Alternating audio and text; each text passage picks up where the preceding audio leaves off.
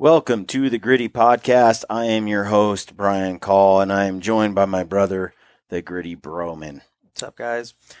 Today's podcast is with our good friends, Tanis and Doran. Tanis and Doran were my guides up in British Columbia on my moose hunt, and they're in the film Untamed. So for those who made it to the movie theater and watched it, they got to see those two in action. Super cool people. They've been on the podcast before. They're great guests. And today's podcast is about sheep hunting. Now, they are sheepers? Is that what they call it? That's what they call themselves, sheepers. They're sheepers. That might be a Fernie, Canada kind of. It sounds Canadian. Fernie, BC. Definitely sounds like a Canadian thing. Term. Or I just am not in the sheep hunting, no. But that is also true. Yeah, I'm working on it. They have got me interested in sheep. Folks, I am quite interested in sheep now. It's hard to listen to that podcast and not think. Yeah, they're just really cool. They tell a great story. They're adventure people. They live a life of adventure, and they're passionate about the outdoors and these adventures they live. And everything they do, they put both feet in. They get so. Yeah. Remember when we went to the expo? And they stood by that hanging bar for hours watching people, critiquing, studying, and they're like, yeah, we're doing this. Yeah. And that's all Doran did for like the next 2 days, was try to master that hanging bar. Yeah, they're just a breath of fresh air. I miss them. They came to visit, stayed with us for a few days during the Hunt Expo, and it was a pleasure. And while they're here, we recorded this podcast. I wish I could have had them on more. And we're going to work on that. I'm going to go up to Fernie and hang out with them later in the next month or two. Doran is a believer in sheep gods and karma and things like that. So this is a very entertaining podcast as he describes. Chalks up the missing of both of... Don't tell the stories. Oh, I'm just saying at some point in their career, they may have missed a sheep or two. And we're punished. By the sheep gods. They transgressed against the sheep gods. And Doran is completely aware of it. Yep, it's awesome. I love this episode. You're going to enjoy it. So, Brent, we have a few giveaways going on right now. I'm going to rattle through those. You can win a set of Valkyrie broadheads. Just leave a comment on the YouTube video for episode 434. There you go. Keep doing that. A little dyslexic. Valkyrie broadheads, episode 434. Go to briancall.com, podcasts. You'll see the list of episodes there. 434. Leave us a comment. Win some Mountain Ops Ignite. Leave a comment on the episode we just published yesterday with episode 441, the Phelps. Elk podcast. Yep. So we recorded that live. It's all about elk hunting. Join in that. We're giving away a Hoyt bow on April 1st. To be entered to win, just go join our newsletter. Go to briancall.com. Get on the email list. We're giving away a Yeti Rambler. Go leave a comment on episode 440 with Sloan Brown and Cole Kramer. We talk about favorite Yeti products. And just to win, leave a comment. Tell us what color you'd like or your favorite Yeti product. Anyway, lots of free stuff. We're going to announce all the free giveaways on Friday. On March 8th. Yep, this Friday. Mm-hmm. So get in on that. We've been seeing a lot of engagement. It's been really cool. Deals and discounts. We have the Stockisons discount right now. Put in the code GRITTY. Get a discount on a pair of Stockisons. Chuck Taylor moccasins for sneaking up on mule deer and such. Keep the cactuses out of your feet, but keep your feet sneaky and quiet. And Tanner's just a good buddy of ours and makes a cool product. So you have until the end of this month. This is March. You have until the end of March to use the code. And it's GRITTY. Get 1 month off grunt work with our friend Chris Spieler. The code is GRNTWORK. GRNT work. And you'll get 1 month for free. Try it out. It's awesome, especially for those that are just a little intimidated by the gym or intimidated to go back to getting into shape. This is a great way to start. And it has a very functional fitness programming for getting in shape for hunting season. Use the code GRITTY for Elk 101 University of Elk Hunting course. You'll get $20 off the course. If you haven't bought that and studied all the stuff that Corey Jacobson offers, you're missing out. especially the section on frontal shots, which comes up a lot. I have a lot of people who tell me it's not ethical. Go get the course, study it, and then come back and tell me what you think. Brent, what's next? Things we like and things we hate. Dude, things I like. Have you guys checked out Dallas Haymeyer's Instagram page? Dallas Haymeyer frightens me. Dallas, if you're listening, by the way, Dallas will be here tomorrow, but his podcast probably won't go out for a few days. But that's a bit of a tease. Why would you mention that? Yeah. So, but Dallas, go to Dallas's Instagram page. It's Dallas Haymeyer, DallasHeymeyer. Dallas Haymeyer. Follow his page, by the way. But dude, he goes to Mongolia. And he goes to the stands. Anyone that goes Pakistan, to the stand has a disregard for their own life. Afghanistan. So the latest video clips and IG story stuff, I mean, I could just spend hours on his page because there's crazy stuff going on. There's this video He hunts fairy tale animals. Like the animals that he shoots, they don't really exist. They're photoshopped. Those horns aren't real. Those creatures don't really exist. Well, he's in Ibex country in Mongolia. I think this is Mongolia. Mongolia? And you see these Ibex running on this cliff, like moms and dads and little ones and jumping like 15-foot gaps. It's wild. Well, then his guides, these Mongolian dudes, they kill a tar on this cliff. And the tar is on the cliff. It's straight up vertical. On his last post, he said the retrieval of this Ibex was one of the craziest things I've ever seen. And there's photos, and it looks insane. It was the first animal me and Brian have ever not made it to for the retrieval. We watched these guys rock climb up the face with their homemade motorcycle tire sandals and then proceed to hand the Ibex down to each other ledge by ledge, hundreds of feet down this face like it was an everyday activity. They bucket brigaded it down the side of a mountain. Hundreds of feet. It's straight up cliff, dude. If you fall, you're dead. They're tossing a live, full body Ibex to each other. In sandals. Makeshift sandals. Yeah, in their crazy sandals. It's wild. Like I was showing Brent this picture. Brent, how does somebody, where does he go from there? Like, if you're looking, they're just, yeah, it's wild. So I like his page. Go check it out. It's in Pakistan. Check that out. Plus, this is an homage to Tanis and Doran, who also live the adventure life and do crazy things for sheep. Since this is a sheep hunting podcast, my uncle Kevin Call, who's been on the podcast many times, he owns High Point Outfitters. He drew his first sheep tag this year. On his YouTube channel, he published a video. I think it was Saturday. Brent will put a link to it in this podcast description. Arizona Desert Sheep 2018, Kevin Call. Ben and Anthony joined him. I was gone, but Ben and Anthony joined him, and Uncle Kevin goes for his first ever sheep hunt. He drew the tag in Arizona. I think he had been putting in for 40 to 50 years, something like that. He mentions how many points he had, and it's a lot. It's a lot of years. It was disheartening. When he said that, I was like, what's the point? Well, like if I started now, this day. Yeah, but Arizona, it's a complete lottery though. Oh. So what's the point of the point system? It exponentially increases the number of names in the hat.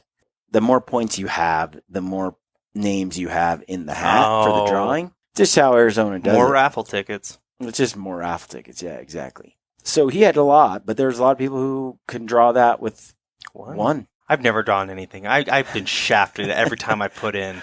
Brian has put in for Prince of Wales how many times? I've put in 4 times. And this was the 5th time? This is the 5th time. First time I haven't drawn. Yeah. And it's because you put in with me. Perhaps, but I was on a really good streak because I've had a lot of buddies who haven't drawn 3 years in a row.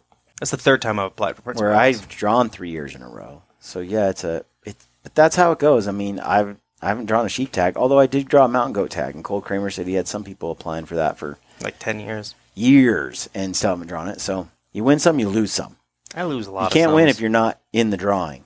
Speaking of which, Utah's tag deadline March 7th. March 7th, a couple days.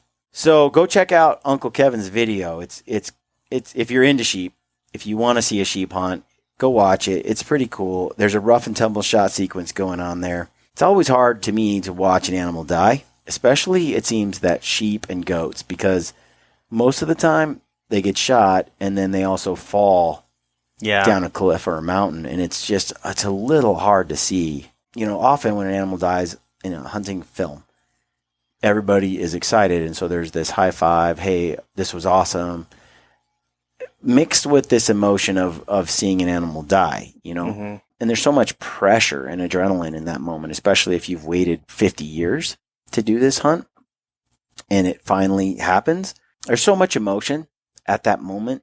Then afterward, you can see, like with my Uncle Kevin, you can see the emotion of that moment come later, much later, where it really soaks in this experience that you've had. I wish that we could tell our story better as hunters to those who don't hunt and don't understand, because it's a lot deeper and a lot more than just the killing part. And sometimes we don't portray the death well. Anyway, it's a really cool, it's a great little raw film. Go check it out and leave them a comment. Let them know what you think. As I think about sheep hunting, because I've mentioned before that I just don't get it. Is it just that it's so rare, or is it the animal itself, or is it both? One of the things Tanis mentioned in this podcast, it's where they live. But goats live there too. And then it comes down to horns. True. I mean, the way they talk about... Then that would be the animal itself. Yeah, the animal itself. I do think there's a lot to that. Definitely. I was watching two rams in Waterton Canyon just slam into each other when I lived in Colorado. And you can Google that. You can find rams slamming into each other, and this sounds like a gunshot when they hit each other. They hit with so much force, and those antlers are so big. Those not antlers, those horns are so big. I don't know. When I think about when I go into someone's house, people have mounts, and they've got Euro mounts, they've got regular mounts, and there's horns and sheds and all that. There are certain ones that just pop out to me that I would look at. Yeah. And I know that I've got trophies that when I walk by them, I always think and remember that animal. Yeah. And for some reason, some stick out more than others. And I just imagine a sheep horn or a sheep skull. That would be hard to walk by that and not think about it every time. Yeah. That's wild. They're cool. I think that sheep are... I think you cannot discount the rarity of the animal. It's why I get excited over a giant black-tailed deer. A Colombian black-tailed buck, because the rarity of it is unique. They're like a unicorn. Dad was saying there was a 4-pointer on the property, and I said, I don't believe you. Get pics, Dad. I want to see some pictures of this thing. Well, and I think that that's the case with sheep, with rams. A legal ram, a big, mature legal ram that you have a tag in your pocket to hunt, let's face it, that's a rare thing indeed. That absolutely has to play a role in the sheep hunting allure, is the rarity of not necessarily the animal itself, but the rarity of you being able to hunt it. I'm finding that after attending a few sheep shows, hanging out with Tanis and Doran, that I'm getting infected with sheep disease. Brian's starting to slide down the sheep hole. Stop. Someone throw me a lifeline. It doesn't end well. It just ends with financial ruin. Misery. There you have it, folks. We do have one more thing we want to talk about. I'm going to let Brent bring it up. Some things we hate. Cancer. I don't think anyone is exactly a fan, but we had someone who reached out to us and told us about someone that I don't know him or what his story is exactly, Brian. He actually... Yeah, read the note. We got a Facebook message from a gentleman named Aaron Gowdy, and he says, Brian, I just ran into this photo. This fellow fireman met you on the mountain somewhere. He just lost his battle to cancer. His name is Cody Moody, and he worked for South Metro Fire Department in Colorado. Please consider sharing his GoFundMe page. He leaves behind 4 children and a wife expecting their 5th child. Thanks for the consideration. God bless. Cody, I met him and his wife. There's a photo of me with him. We met him at a gritty hike that we did in Colorado. He would make his way out with his wife on these hikes, and he had gone through a few battles with cancer and a couple accidents and things. He had gone through some hard times, but super positive. awesome guy, loves hunting and working hard to beat these things. So there's a GoFundMe page. We're going to put it in the show notes on this if anyone wants to go and to donate and help out. Like you said, he's leaving behind a wife with 4 kids, and her 5th one's actually due sometime in March. Yeah, go check out the GoFundMe page at the very least before you decide whether you want to donate or not. I know we get asked all the time. People get asked all the time to pitch in on things like this, but I would say it doesn't have to be a lot. Oh, I'm looking at it right now, and there's people giving $5, $10. In the last hour, probably $200 have been given, and it's just been $5 and $10 here and there. Yeah, if you can go out on the link and donate some money, it's really about the number of people who get involved. Mm-hmm. It's not about how much; it's how many people. And right now, they've raised like $100,000, just a little over. Cancer's never fun.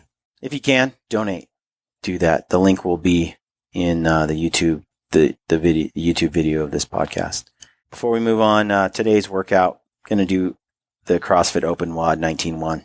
It's 19 wall balls, 19 calorie row, as many rounds as possible in 15 minutes. It's going to be awesome. That sounds awful. Okay, the mailbag, Brent. Someone asked about the hormone doctor that I was seeing in Idaho. Mm-hmm. I'm actually going back to see him again this week. It's interesting. My hormones, my testosterone levels kind of peaked again. I don't know what the fluctuation's about. I'll meet with him, learn a little bit more, determining whether or not to do any kind of hormone replacement therapy. Before I give out his name and all that, I'm going to check with him and make sure he's okay with that. And yeah, I would love to do a podcast with him, so I'm going to see if I can.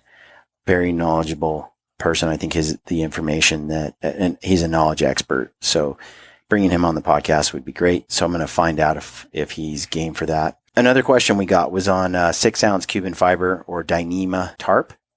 The one that I have, people asking which ones I have and I've used. I've had one that I've used for years. And if you don't know about Dyneema or Cuban fiber, you just Google it. If you go to zpacks.com, you'll see the tarps there. They have one that is 8.5 by 10 foot rectangle. It's the one they make now. That's $275 and it's 6 ounces. So they have some cool stuff. They also have a duplex tent, they call it. That's pretty legit. But you're talking about some extremely lightweight shelters.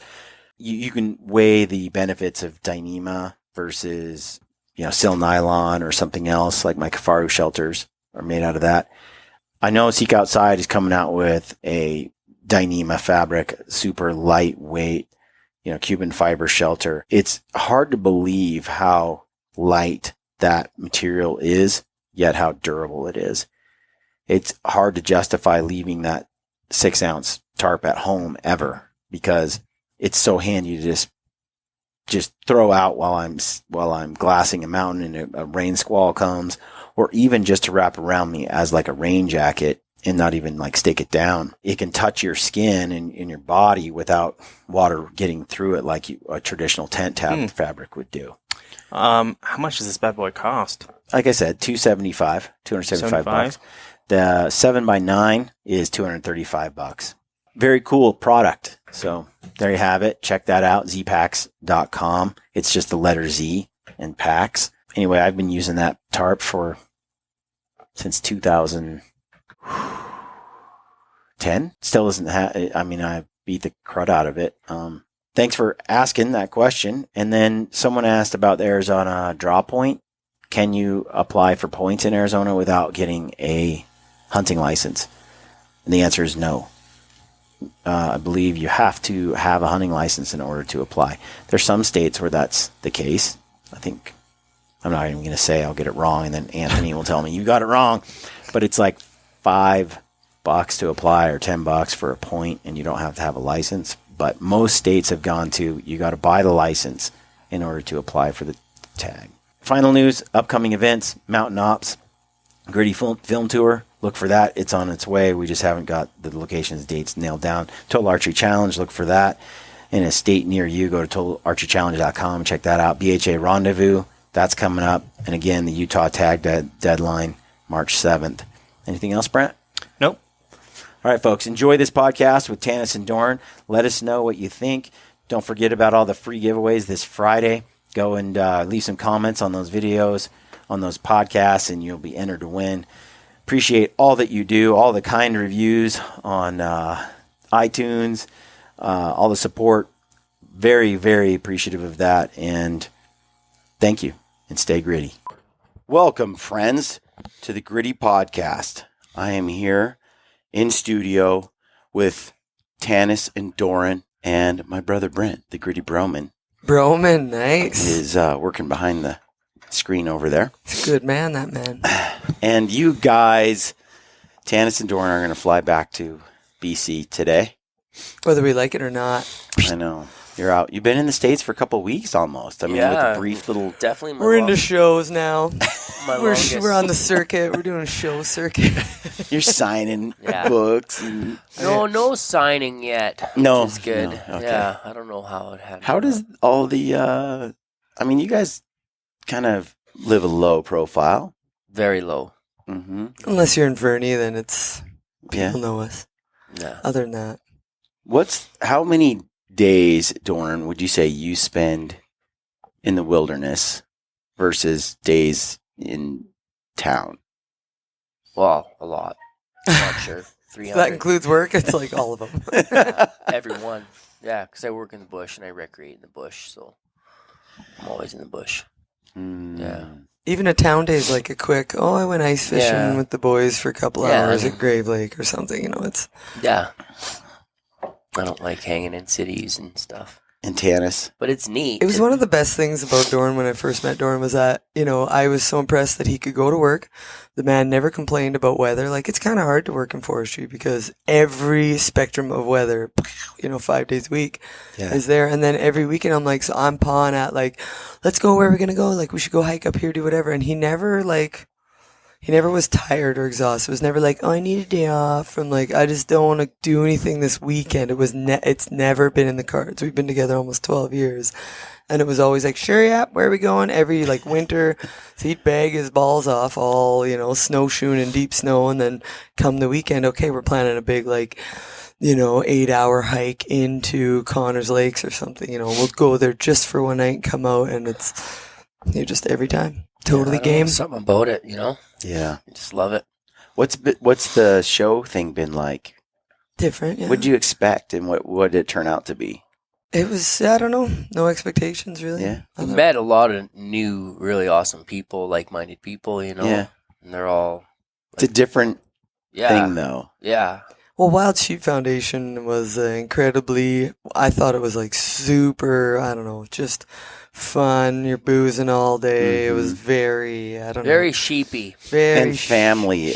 Totally. It's a small show. You talk to anybody beside you and there's an instant totally common ground to sit on, The Salt Lake show is just like, we've been hanging with the Mountain Ops crew and they're just amazing. The Salt Lake show is really feels very consumerish. Yeah. Like which is kind of cool for me because there's actually a lot of neat stuff in there. We bought these neat little knives and leather products and stuff, Yeah, the sheep show feels kind of family, I guess, industry, and it's a closer knit group. Mm-hmm. Like everyone kind of knows each other at in that the show. less than one club party, there's just it's a communal. Everyone's kind of doing it for the sheep's sakes, And then Hunt Expo is definitely a broad spectrum. We loved it though, walking around, and Mountain Ops was definitely where the party was at. You like drift around, you do your little circuit of like, oh neat, this cool stuff out there, and seeing how long we could hang for. Yeah, on the Leupold Ops challenge. I'm gonna train next year. How long did you hang for?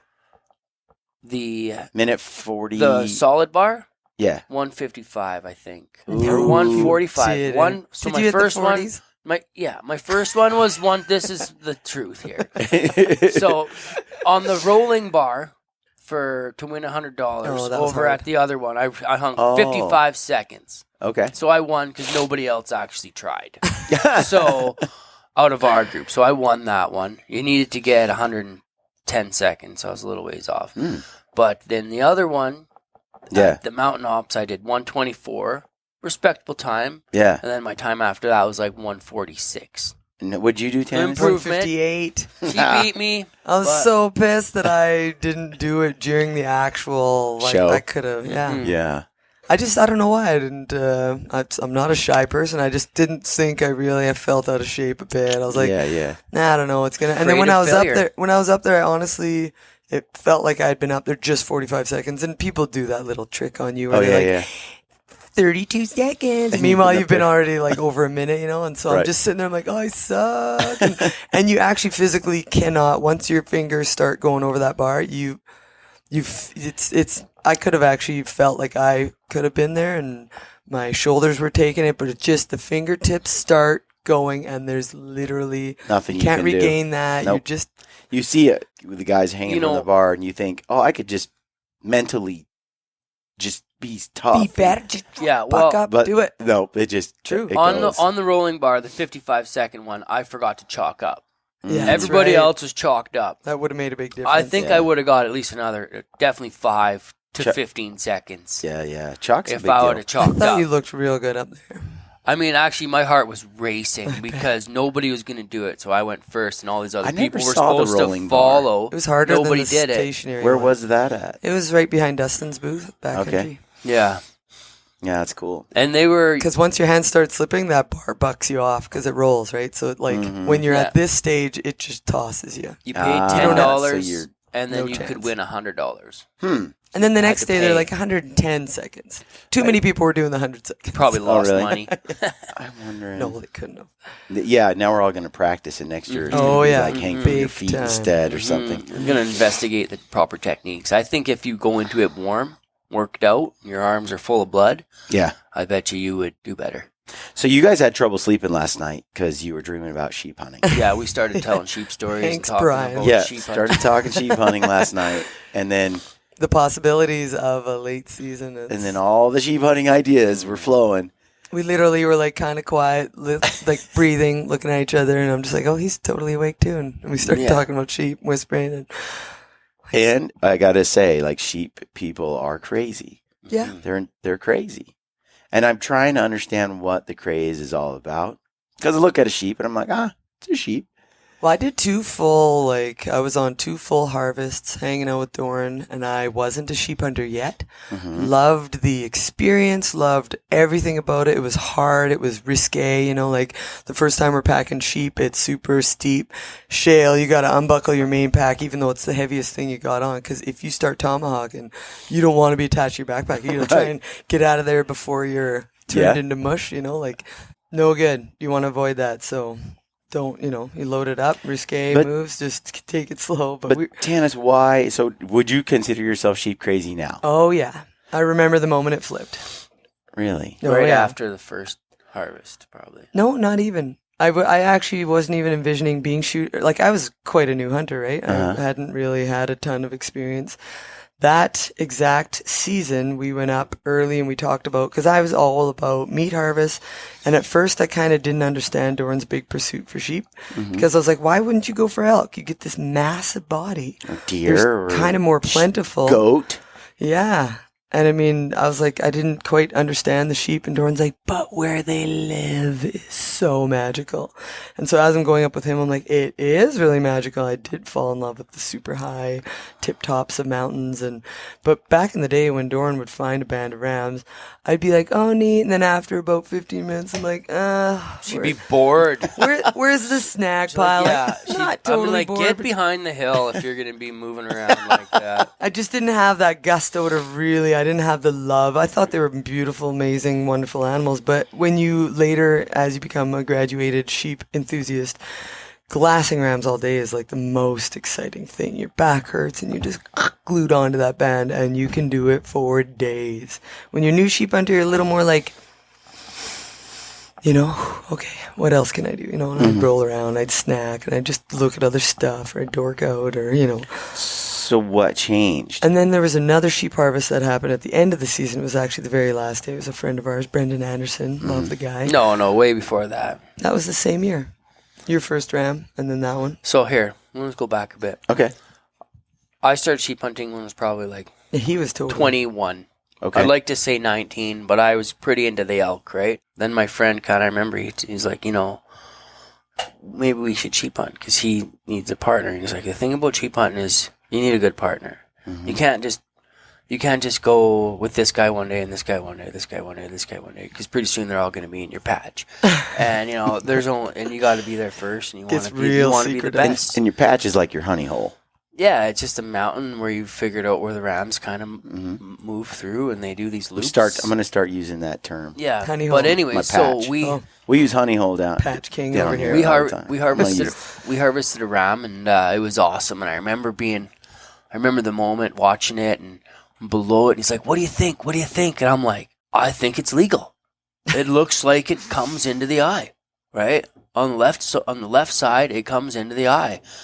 And about Reed's like, "Yeah, I agree. That's what I thought." And boom, ram down. And it was a special moment. We all got up there, and the pictures just look like I'm a little pup up there, 3 little pups with this ram. And basically, that was it. And I was like, well, now I want to do it. So I couldn't hunt in his patch. I felt wrong. Yeah. Because he showed me, right? And so I was like, okay, well, I'm going to go up some different places, a little bit closer to where I live. Find your own patch. Yeah. And you kind of hear about this, and but you never really investigate it. So we went up there. Basically, long story short, I found a ram in July. And I remember bringing Tanis up there on the grassy knoll, and I was like, yeah, I found a ram. Or no, we might have found that together. We found that together. We were up there looking just about at to it. cut butt in it. So we found it. We found it in July, and I was like, "Oh wow!" And I'm like, "Man, I think that's a legal ram. That's a big ram, right? He's like not lamb tipped. He's broomed, and he's coming into the eye." Okay, we'll back up. What does that mean? Not lamb tipped. Lamb tips when they have their very first baby year, and it's tip pointy. It hasn't been broomed off. A lot of times, broom means the tips are broken. Brooms, just rubbed off, just rounded. But anyways, I go back there maybe 4 days or 2 days before the opening day. We set up camp, and there he is in the same spot. Now this is like the hardest thing in the world, not to do anything. So we just watched him all day, and there was 4 of them. 3 other ones and him, and we watched him, and he was just mingling around, and in the morning the fog would get stuck in this bowl, and it would clear around 10, 11 o'clock. So opening day, long story short, opening day, the fog is there again. What is opening day? Day 1. September 10th. Okay. And we were there. We probably started on the. We probably hiked in on the 8th. So you first found him in July, and you're hunting him in September. Yeah, it's like you find a patch, right? Yeah. You're like, and I couldn't believe it. You got to know where the rams are in the same spot, right? Preseason scouting, yeah. And they'll still be in the same spot. Not always, but he hadn't been pressured out. Nobody had been all the way in there, and pushed him out, and it was obviously good feed, and he liked it, right? Yeah. And we see lambs and ewes in there all the time, and the rams will roll through. But I'm too antsy. And it's foggy, and it's windy, and the wind's swirling, and I know it's going to eventually leave because it's a beautiful day, but there's just this patch of fog in this bowl. Yeah. And he's in there. And I'm like, well, Tannis, let's just hike up halfway. When it clears, we're halfway up. So we get halfway up. Let's just go Let's go a little further. A little further. Pretty soon, we're in the fog, and okay, we just got to hang under a tree. So we hang under a tree, and then I can tell it's lifting. And for those of you in the situation, just chill out. Just seriously. Wait until things stabilize, right? And I'm like, okay, let's get a vantage. So we roll over. Now I'm walking around in the lifting fog. And we've got to be within like 400 meters of these sheep. And I've heard they see you like... But basically, we get over to this little vantage, and I know when the fog clears, I'm going to be able to see what's going on. Like, I'm going to be looking where these sheep are. And next thing you know, I see these 4 butts hiking away through the fog. Looking back at us like, I just blew them out of the patch. I'm like, oh no. And I remember grabbing my gun, looking at them, and being like, which one is it? Like, how far are they? And I had to run back down off these little cliffs. I don't know how old. It's probably 23 or something. Early 20s. Yeah, Okay. and I had to run back down, get some shit out of my bag, and come back up because Tannis is just like stunned, clueless, doesn't really know what's going on. I was enjoying She's on for the ride. Yeah. Yeah, Did you see the meltdown?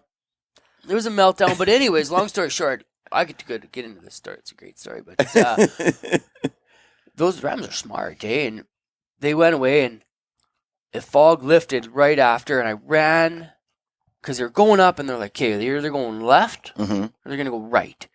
Okay. I gambled that they would go right because they're kind of heading that way. So we went that way, and we stopped at this spot, and then we just glassed there, and they were gone. I sat there all day, and it got a nice sunny day, and I'm like just depressed. And I blew it. I totally blew this. This would have been your first ram. This would have been my first ram. About 1 p.m, I look up, and I can see this sheep looking at me way up on the mountain, just sticking his head out of the crags. And I was like, because we scared him, right? We pushed him. He's probably saw me. He's hiding. And it's this little guy. And next thing you know, he starts coming down. And I'm like, oh, he's making a break for it. And then here comes his buddy, my guy.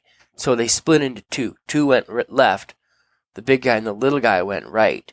And I gambled on the right.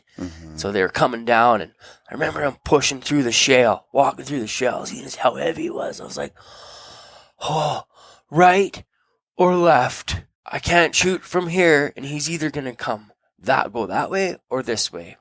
I got to admit, I'm getting sucked into the story here. And we went down.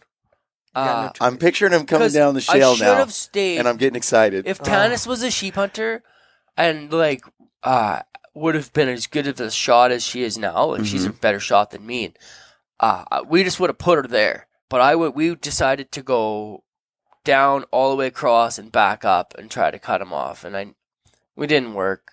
We got up there. They were onto it, right? Yeah. I don't know which way they went, but we were out of sight for too long. We lost that sheep, and I never shot a ram that year, and that was the first year, but I hunted I had the residual sheep disease, So she saw what it could do to a guy, right? I was just like, I'm just watching him do his thing, and I'm like, wow, I'm super into it, but I myself didn't have sheep disease enter my blood just And in hindsight on... but I loved it. It was a good adventure. It was awesome. But for him to lose a ram, I was just kind of like, okay, well, let's go look for something else somewhere else, and Doran's like, that was a heavy ram. She doesn't understand. She doesn't understand what a legal ram is. You know what I mean? Right. So I really didn't. I always like to think that I killed that ram the next year because I went back. Redemption. Yeah, I went back and we sat there and we harvested a mule deer out of this basin. Okay. Because there's a deer in there. And Tannis actually shot it. It was my first ever mountain animal. Yeah, I was like, hey, we're not passing up legal game. We're here to get meat. I'm a sheep hunter, but I love sheep. Beautiful velvet mule deer. Yeah, so Tannis, we shot this nice 4x3 mule deer in pure velvet. We carried it all the way down, got to the butcher, and went back up and got our camp because we left everything there. So our camp consisted of a tarp. We were into tarps, and we broke boughs off trees. We had no sophisticated equipment. We weren't we were just little wandering gypsies out there. Guys are like, I found your camp. It's like a tarp. And I was like, no. That's not mine. We'd limb trees, pretending that it's not mine. Cut a tree off, so you got two posts that are still in the ground. We put a rope between them, and then just the tarp, super ghetto, but totally crushed. Worked awesome. Yeah, we crushed them in there. But went back there the next year and harvested a mule deer, and then we're like, let's just keep traversing. Because now we're covering ground. We actually brought it down and out. We came back the next day. We're just hiking like crazy. These are huge drainages. We're way in the back. You know what I mean? They're big hikes. Huge hike out. Huge hike all the way back in. And then it was super rad. We saw coyotes and this massive eagle fighting over the gut pile. And these coyotes were jumping around at the bottom of this cliff, kind of in between it. And the eagle swooped up, grabbed the coyote and tossed him a bit. We're like, oh. And we both were watching and we're like, and there's screeching and there's yipping and there's coyotes barking. And we're like, this drainage is sullied. It has been spoiled. There's no other action. It's a matter of time before bears cruising up to see what all the fuss is about, So we boogie off and we just take off into kind of no man's land. And we had just topographical maps. Yeah, we had it's old school paper. We had paper maps in a Ziploc, and we're like, let's go check that out. We've never been back there. Big traverse. And but we got over there and we got to the next basin, and it's just this little secret basin. I'm never big sheep trail though, going way up. About. But we're sitting there, and I had seen it on maps, but I was trying to get to the next one because it was a main drainage. So we're just watching this little face, and we got bored, so we entered into. Yeah, we're like, well, nothing's in here. Let's cross it. So we're cutting down the shale, and we're just in wide open. And Tannis is like, Rams. Silhouette, ridgeline. Look up on the Skyline, top. We're totally busted. There's this huge ram and a little guy watching us. And I'm like, really? I'm like, okay.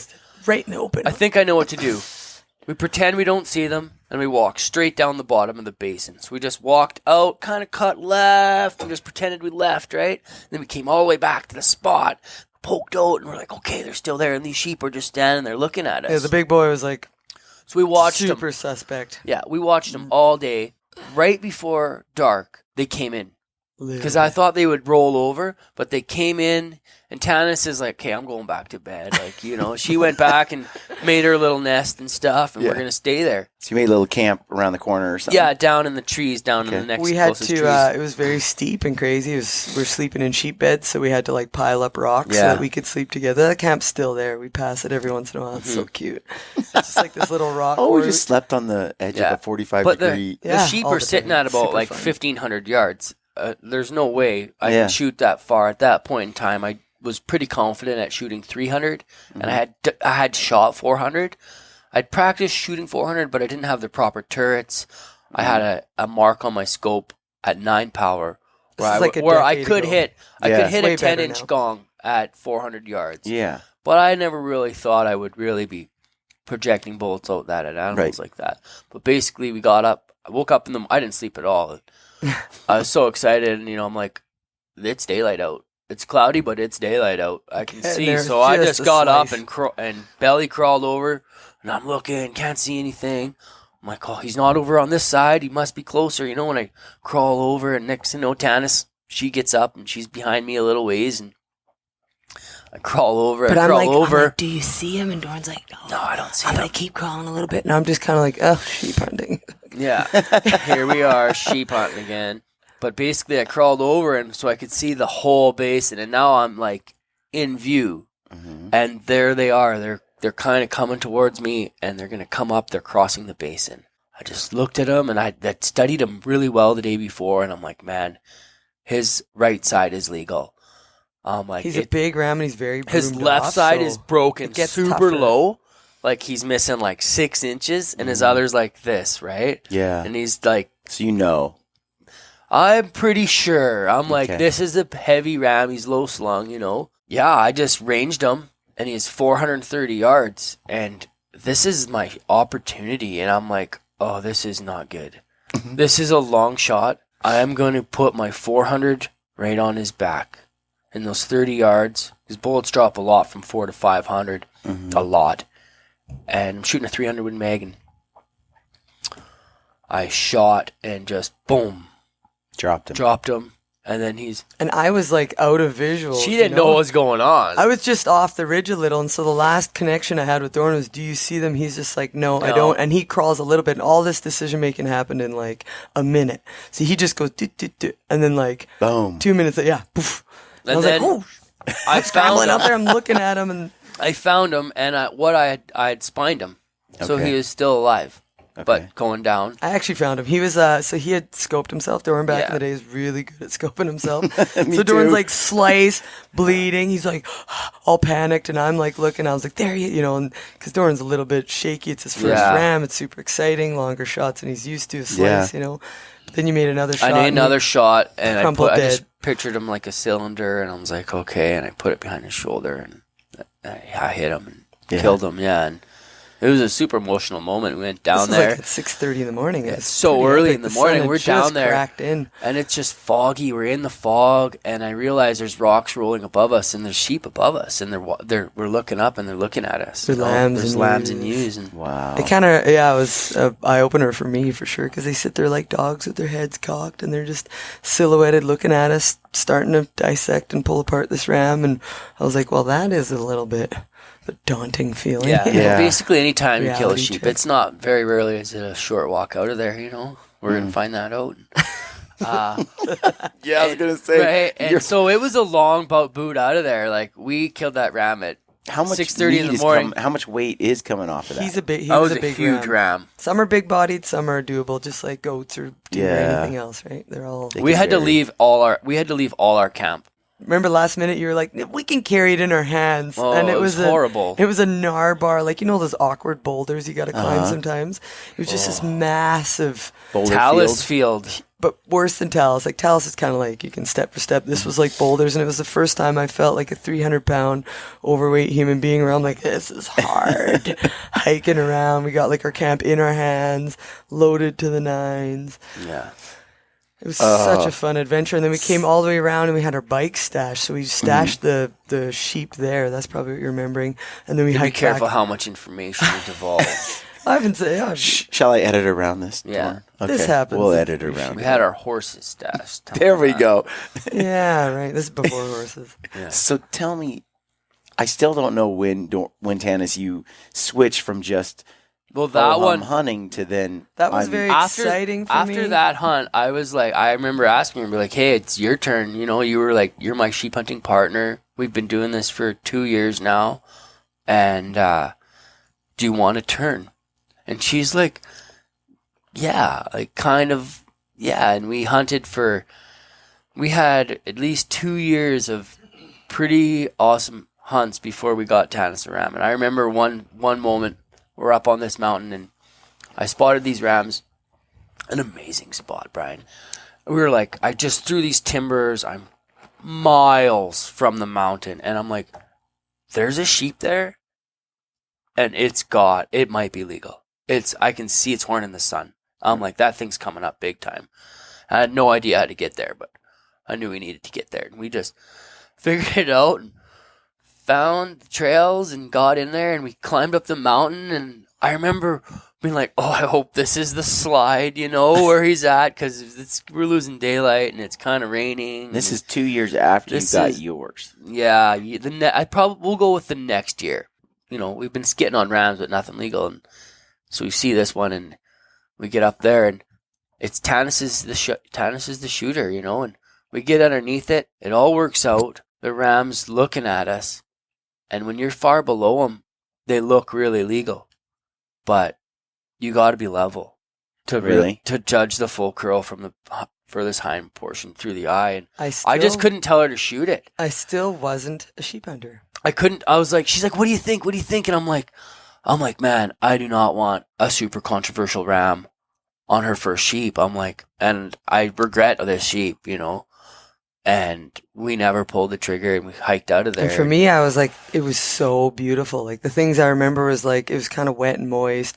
This rock was like beautiful red. I was so happy just to be in their presence. I thought it was really neat, but I hadn't gauging rams in the field is a very tough procedure to do. It's very emotional because every move they make is like, oh yeah, no.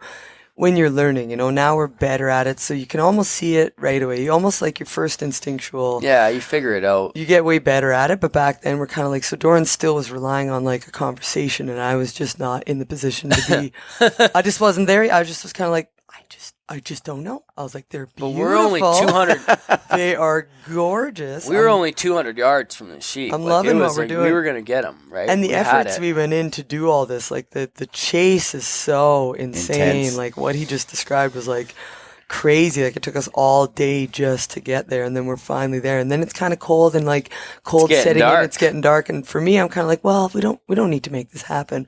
I still didn't quite understand what it is to be in the presence of a possible legal ram, you know? Yeah. Because that's what defines the difference between whether you really are a sheep hunter or not.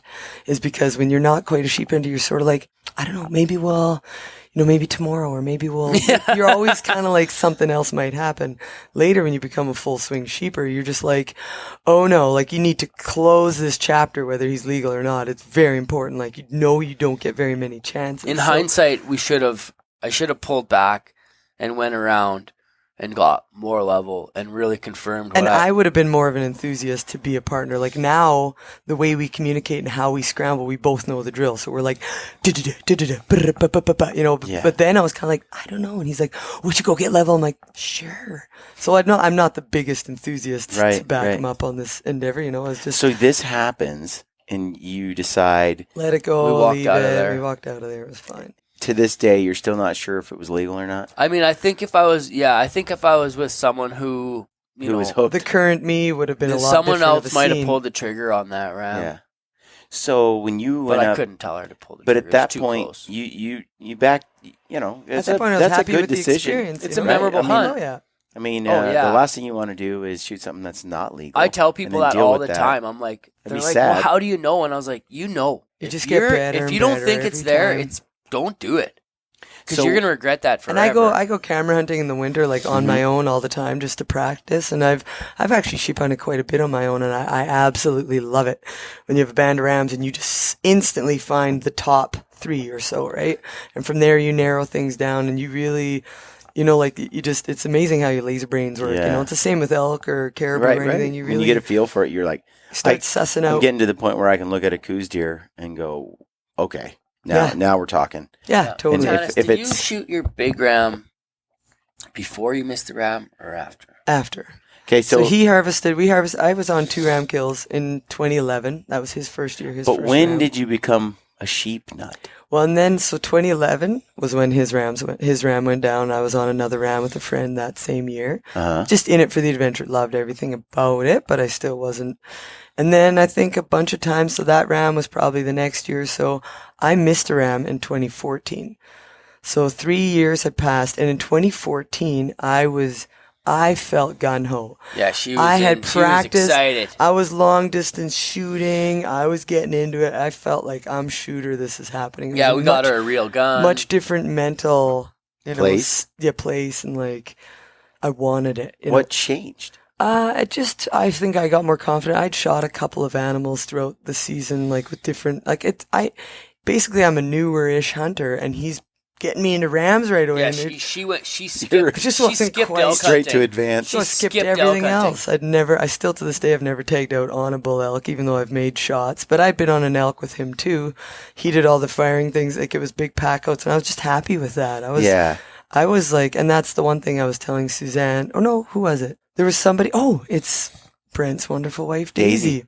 Because I said, Daisy, you just kind of got to go out with people and you got to experience the experiences first before you don't have to right away need, and that's maybe just my personality. I needed to learn a little bit.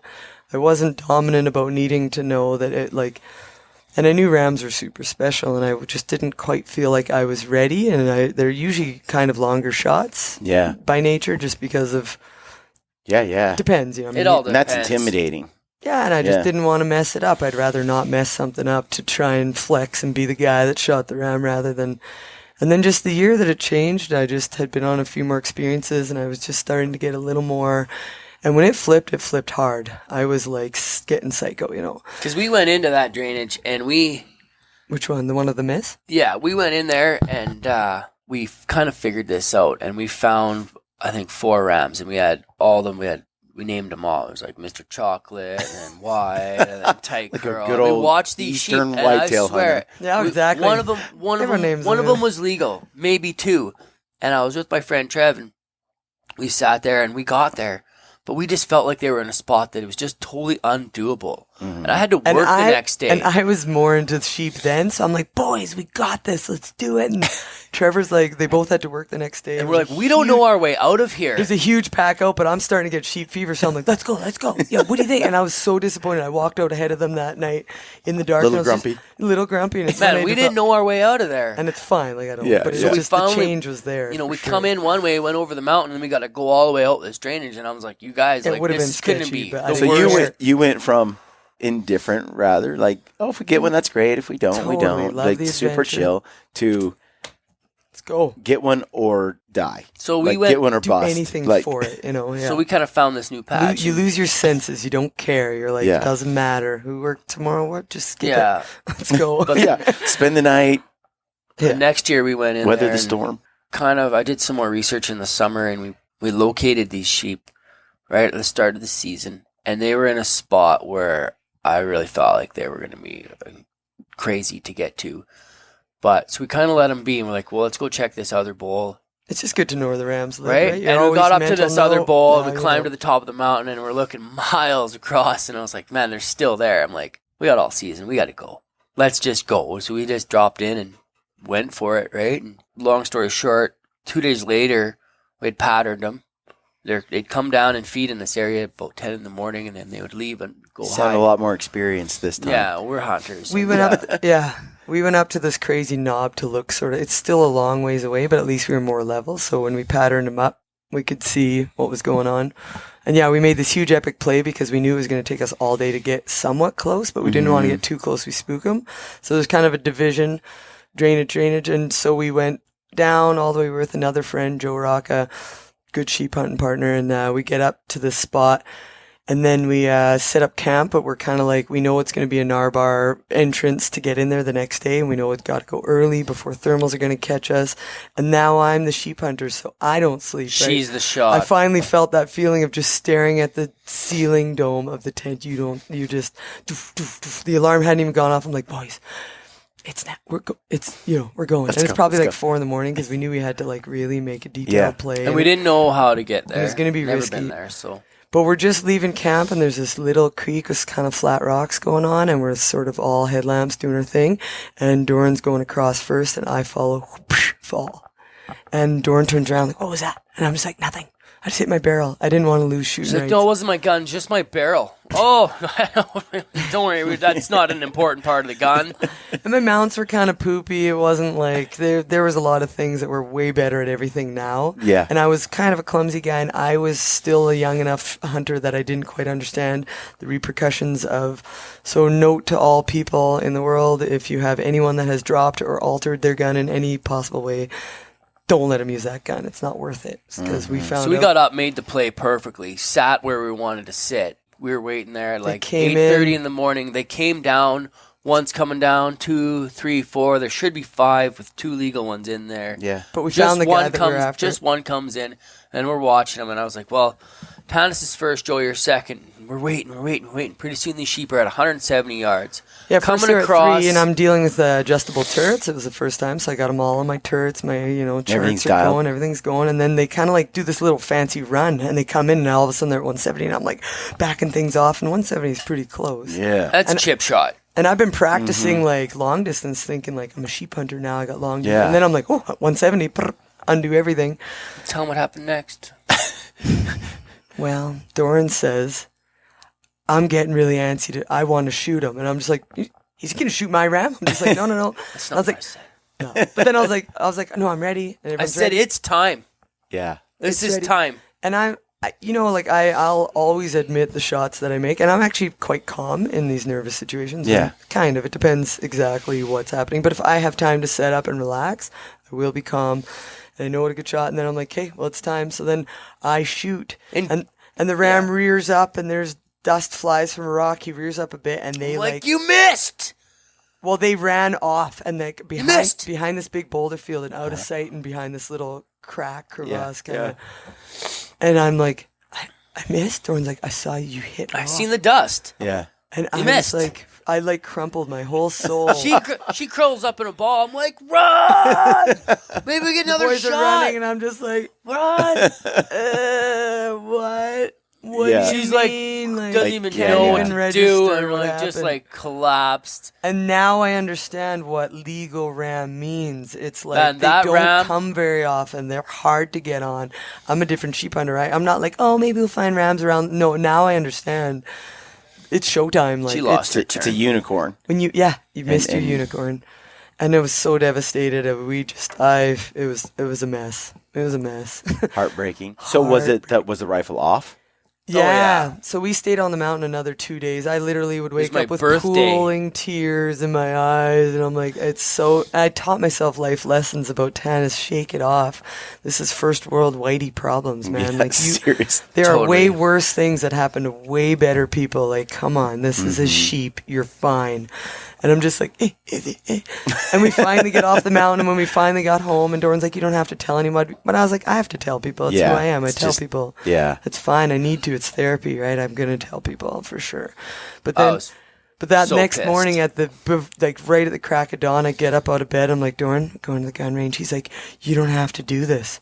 Because it's going to be a decision whether I made a shit shot or whether I actually. I was like, do you want me to go there and shoot your I gun? was like, no, check I it need out to for go ya? alone. When I ran out there and I forgot all my like optics, I forgot my spotting scope. So we're there. There's like a father-son team. I get to the gun range. I put it up at 100 yards. I make one shot and I can't quite, see exactly. And I tell the boys, I'm going to run up there. And they're like, okay. And I'm just like, I'm in a crazy mess Just of them. want to find out. And we got paper target and I'm like 7 out to the left and probably 8 up. I'm just tacked the See, double that. We're looking at 2 feet out. But I was happy and I started screaming. I'm like, oh, like my gun was out. I didn't miss. It just made me feel a little bit better, even though I was still. Oh, yeah. But that year, you didn't I went wet the bed crazy. Exactly. Okay, so. We went crazy. Do you think you would have gone crazy if you'd have shot that sheep? Yeah, I do you still think was. Missing amplified everything. It taught us a very, very valuable lesson. A lot of lessons, yeah. About equipment. Yeah. And Joe, the guy that we hung out with, Joe Rocca, sweetheart, he's like, no, because I was like, I'm not shooter anymore. You're up. I'm done. I was like going into depressions, I was just feeling, can't handle life, just emotional wimp, but psycho over sheep. Yeah, I think that really amplified everything that is happening in my life now. It was definitely that one moment. And that year I got to harvest a beautiful moose, this big, beautiful bull moose. I got my first goat tag. I harvested my first goat. It still was the year I missed the ram. I'm a new hunter. I got all these epic animals I'm starting to collect, but it still was that. I still was like, I missed the ram. And at the very end of the season, the last day, I couldn't even get up to go hunting. My body had shut down. I blew out into cold sores. I'm sick. We're in this wall tent. I'm feeble. Yeah, that's right. I couldn't even complete the last day. And Doran's like, you're infected with sheep disease, Tannis. You're sick. Yeah. You're sick. And I'm like, oh, God, I'm just a mess. And then the next year I ended up shooting a Boone and Crockett ram on like day 2 and Doran had found it. So let's go back to the round that she missed. It did get harvested by another group of hunters. It scored 178 and it was an inch over the nose. Yeah. And Brian, I remember it standing there.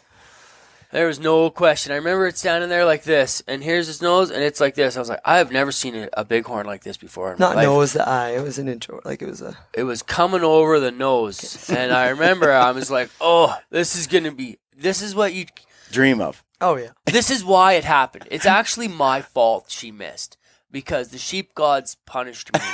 Because I was watching it, and instead of being on her, getting on my gun and being on it, because if I would have been on it, I probably would have shot that thing next. I would have repeated fire, and now I do. Well, and after that, it was like, I couldn't shoot without him. I was dreaming. I was like, okay. Yeah, I shoot too. I was dreaming about, it was flat ground right there. It was in this like little depression. I was like, oh man, we might just camp here. We're going to eat the ribs right here. I was envisioning the next step. Yeah. Don't do that. Don't do that. The sheep gods just went, no, cut him out. Don't let him do it. You're not and I was punished. I was truly believe it, and I never think like that ever again. Yeah. I don't really believe in those kinds of things. I just think that it's just life and it's how it goes. I think that those things take you away from the concentration of And Joe was thinking the same thing. Yeah, the times where I have missed some of the most unmissable shots. Opportunities that were a gift on a golden platter where I missed. It was because I was already celebrating the victory. Don't listen to all you folks out there. Completely mentally was somewhere else. And I missed a giant bull elk like at 15 feet. How do you miss an elk from that range? They're like the size of in the bag. Sheet of plywood. Yeah, you got on to step 2 instead of step 1, right? And the tip of my arrow hit this little tiny branch about 2 inches out from my arrow where this tree was. And I didn't see it with my fist and my hand blocking it, and it hit that thing and went into his antlers and rattled, and the bull was like, what? Yeah. It just was Don't mental. Count your and I was chickens already before they like hatch. envisioning all the, the after. I just was. It hurts. But the sheep gods blessed us the next year. It hurts. We went in, and I got the flu in about the middle of about the 5th of September. I'm sitting there at home sweating. I'm like, oh, this ain't good. Because we like to start hunting. I've got my bag packed for the last 2 weeks. I've been ready to shoot. She's so excited. And we know where we're going. We're going to get in there first. And we're going to get in there. And, it's sheepy. And get up in the morning. I'm like, I'm leaving you, Doran. On the 8th. I'm going. On the 8th. Yeah, I left him. On the 8th, Tanis is like, I'm going to go in there in the middle of the day. She's like, I got to. And I'm like, hey, I just need one more day. Yeah. And then I'm going to be in there. So I stayed in bed. And I talked to my buddy Joe. And he's like, Doran, sometimes if you just take your shirt off and hike as hard as you can and just sweat it out, man. just sweat it out and get up there. So It's I was like, Rocky. So middle of the day on the 9th. Middle of the day on the 9th, I head out and I just pound up this drainage, and Tannis is already in there. She maybe located ramps, who knows? But I basically get to this spot and I throw my bins up. I'm like, oh wow, big ram. I'm just like, oh, big ram, 9th, and you're already there. She's in there. This ram is below. She's right below. I had a magical morning. I saw all kinds of animals. I walked in. There was like mule deer that I passed. There was elk. I was just having a beautiful day. But I kind of gotten, and Doran only saw this ram for a little speck of time. Yeah. It was just perfect. Everything about it was so awesome. So basically, I try to get my spotting scope to get a look at him, and the handle for your tripod. I left that at home. So I am just have my spotting scope, and I can't balance it. I'm like, oh no, but I'm like, whatever, doesn't matter. I get in there, find Tannis. The job has been done. But Doran's like doing the do you see rams? And I'm like, I don't. And Doran's like, and I'm like, I know. I'm like, and Doran's like, I see rams. It was so funny. And I'm like, wow, wait, no. By then I knew what you were talking about. I was like, oh, he sees rams because we met each other. I just went on the trail. That ram was had a place. Did Doran do any sleepy signs for you? Right? Or left? Where are we at with this? But yeah, anyways, we hunted that ram for 3 days, and we pushed him around, and then Tannis and me shot him because I am also a shooter on the team. Yeah. But it was a great She shot harvest. first. He was a beautiful He ram. ran a bit, and then we both went boom. And there's a lot of things happen there, but. You got to write these things down right after the hunt. Yeah, so she doesn't trust me on. There's always been some discrepancy on the sequence of the shots. It doesn't really matter. But the heat of the moment, it all went down, and we harvested this beautiful. It was 180 ram, and it was by the time we got up to him, it was basically dark. And wow. It was. Oh, I shot at 7:30 at night. It was like shot right before dark. And I'm like, Doran, what do you think? And he's like, man, we don't get legal rams in the site. I'm like, yeah, no, we're doing it. We're doing this. 380 yards uphill, quite a ways. Yeah, it was great. It was awesome hunt. And that year was kind of funny because I still had sheep disease. I was so happy. I was like, oh, because so many people the year before and I missed, like, you'll get another chance. And I'm like, oh, you don't know how sheeping works. Like, it's going to take me years before I figure this out again. So that was a total blessing. Beautiful everything. Crushed it. Loved. That was like a total complete gift, And we got him home. But that year I kept like, okay, Doran, I'm going to go hike up this drainage. I'm going to go camp up why? there. He's like, you don't have a sheep tag. I was like, oh, shoot, I don't have a sheep tag. And it almost was one of my not so awesome sheep seasons because we harvested so early. Right. My tag's cut, and I'm kind of like, oh, okay. What else do we got? Like, what? I just want to hunt sheep, Yeah. Yeah. But the sheep gods blessed me again because, like, on the October 2nd, I was mule deer hunting with my buddy, and Tannis was coming up, and we were camped out there, and she was bringing her brother, and I was a day ahead. And I knew there were sheep in this area. In this area, I don't hunt very often, and I looked up and I'm like, oh, wow, it's band rams. I was like, that one's legal. But he's sitting over top of this huge, 95-foot cliff. And I'm like, okay, I can't be shooting there. Yeah. And so he was lamb tip, so if he's lamb tip, he was not a huge ram. He's not legal anymore. I caught a little bit of, or not, it's got to be all attached. I caught a little bit of flack for that one after, but it's all good. But he was young, right? Yeah. He was 6.5.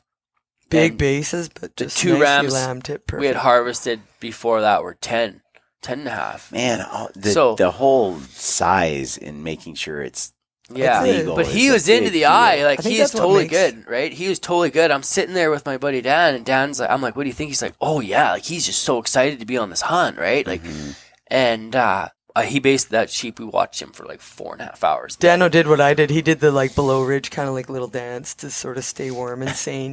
Yeah, he wasn't into. Well, no. Once we were on it, he was good. I had him he was looking through my gun. We were looking through the spot and scope. Basically, he got up and walked over, and he got so there was nothing below him. Yeah, I made a good shot, harvested him. It got nighttime, and we packed him out, and it was awesome, right? Brian, we want to turn you into a sheep hunter because we know that you have the thoughts and interests and the desire and the... So we got 2 that year. Well, and I was really saying, pissed people off. I love goats and the whole adventure and where they live. Same idea, but goats aren't as stressful to age and guess. And, And, and they're not as unicorn. No. Right? No. That's part of it. I get it. But 50 incher is tough to get. If For sure. If you move out, true. I've always tried to figure out why the insanity is around sheep compared to a lot of other species. Well, we had this guy that we ran into in the sheep show, and it's so funny. He's showing us this ram that he might have should have shot, but didn't. He wasn't quite sure. And he had pictures, and he had all these lines he had drawn, and he's showing us. He's showing us the what if, and he's like, and I could have, and I should have, and he sat there for a while, and I just looked at him. I was like, this is he's Don't say his name. No, okay. He's a great. Well, there's a supply and demand thing. Because the other thing, but I was like, this is why we're here. We're all sheep fanatics. I was like, the other thing is, this guy shouldn't be telling me this. Right. Because but he can't help it. Because I'm a sheep freak, and I'm going to figure it out. Right. For one, but I mean, he's in my patch. I know that. And I will figure that out, right? And I'm like, I just can't help it. Yeah. And if it's so fun. I just can't help it. I'm like, are so secretive. I can figure this out. Like, there's sheep loops, right? I'm a nice guy, and I tell people things. I'll stab you in the back. No, you're in my patch. no, I tell people things, and it's a little sheep loop, right? And it's a tight little circle, and the pictures get shared and the stories get showed, but they don't really leave the sheep loop. But like, you tell your sheep hunting buddies, right? Yeah. And so I always call my buddy, and it's also my gun dealer, and I'm your like, drug dealer. No, my gun dealer. He's. Okay. I have questions. He's Mormon. If I have questions, yeah, he's a great. He's slinging. He's a wicked hunter. Yeti. Yeah, he's a wicked hunter, and he's a good shooter. He shoots. Hold his gun upside down, pull the trigger. He's got all these funny trick shots, and mirrors and stuff, right? He's got a shooting range in his yard. Yeah. But anyways, he keeps me in the loop with the sheep loop connections. I was like, okay, what's going on? Like, who's killed what? This and that. He's like, I think it's going there. And then I have my different sheep loop because I live in between two towns. Yeah. There's Sparwood, there's Cranbrook. There's sheep loops on both sides, and I'm in the middle. Are there elk loops I'm in the middle. and deer loops and other loops, or is it kind of like most, or is the sheep the most? I'm not in them. We have some friends that are huge elk fanatics, Yeah, and they I'm go not just in as them. crazy over elk as we do. Like when people it's the same disease, but it's just a different. Like people that are into bugles and like can't let it go, and they just get like engulfed in this symphony of just elk talk. To them that's all consuming. And sheep hunters, it's just. It's hard to explain if someone isn't a sheep fanatic and they're asking how, why, I don't get it, and you're just like, you won't get it until it's in that blood, until you like miss your first ram. It's on the radar. Yeah. We have to cut this short. We gotta go. We gotta get you to the airport. We could talk sheep hunting. but sorry to keep talking so much. What I want to do, I'm gonna head up to your way in a month or so. And we'll continue this. We could do some winter sheep hunting. It's super fun. You just take pictures. I got this nice new epic camera from this really awesome, totally wicked guy. Sweet. I'll bring some lenses. This one? Well, you can hold the rams that we just told you the stories about. Yes. Right? Deal. So. All right. We're going to get you off to the airport. So much we could talk about, Yes. Brian. We've loved hanging out with you for the last week. Thanks You're for coming. Solid. I'm glad you guys were here. It was awesome. We'll get you back to Canada, and then we'll see you in a month or two. Thanks so much for all getting us out here and showing us Brian. your Mountain Ops family and sharing your life real with us. family like Brent and Daisy out there. Folks, they're hard to find, but there is an Instagram page, Backwoods Barkman, and you can follow Tannis a little bit and Doran a little bit, but other than that, they're off grid pretty much. Yeah. So especially from about June now till the end of October, there'll be no contact whatsoever. But we'll try to tap into more with you guys and bring that to the big worldwide stage, because you guys live interesting lives and you're very cool people. Makes me sad feeling like this is closure coming up. We're going to stay forever. I'll chain myself to the table. Okay. So, folks, thanks for tuning in to the Gritty Podcast. And as always, stay gritty. Thanks, Brian. Oh, we just blabbed about sheep hunting forever. We didn't get any topics. That's what it was supposed to be about.